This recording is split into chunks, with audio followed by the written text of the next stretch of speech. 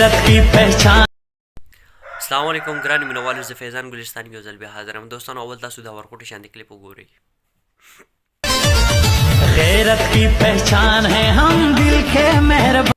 نو دوستانو تاسو چې دی نو د ورکوټ شاندې کلیپ هم څه کړو د فاطمه ګل هغه. نو فاطمه ګل دې وخت چې دی نو دوبۍ ته ورسېده او دوبۍ کې ده. نو دوبۍ ته به ولې نه ځي؟ ولې چې پاکستان کې دې شو کړي وي خو پاکستان هغه شو دې له خوند مزه نه ورکوي. نو د هغې مین وجه دا ده چې پاکستان کې چې دی نو د پاکستان کرنسي هم ډاون ده. خو دلته کې خلکو سره چې دی نو زیات تر زیات وي د 100 نوټونه وي، د 10 وي، او بیا چې زیات هم تر ووایي نو د 1000 او د 500 دونه وي. نو خلک دونه په پیسې شیندي. نو دا چې څه ټایم پیسې روچتې کړي نو وشماري نو ډېر زیات هم وي. نو 50,000 شپېته دې ته دونه میلو شي.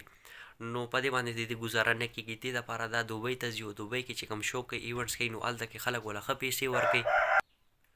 نو دوستانو تاسو چې دی نو تاسو ته پته هم ده دا خلک صرف او صرف هغه ځای کې خوشحالي کې چېرته کې چې دی نو په دې باندې د نوټونو باران وي، پیسې پې خلک راشیندي.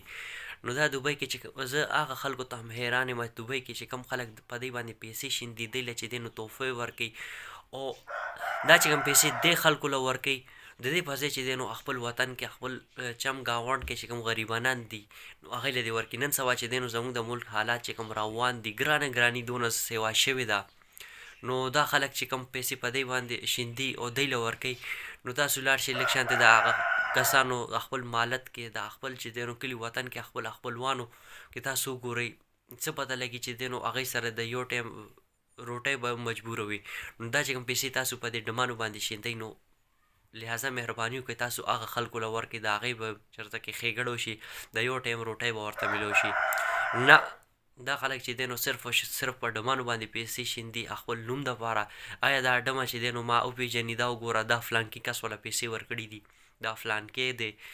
نو خپلوانو کې به چې پیسې ورکوو نو هلته کې دی چې دی نو څه دغه نوم نه جوړېږي.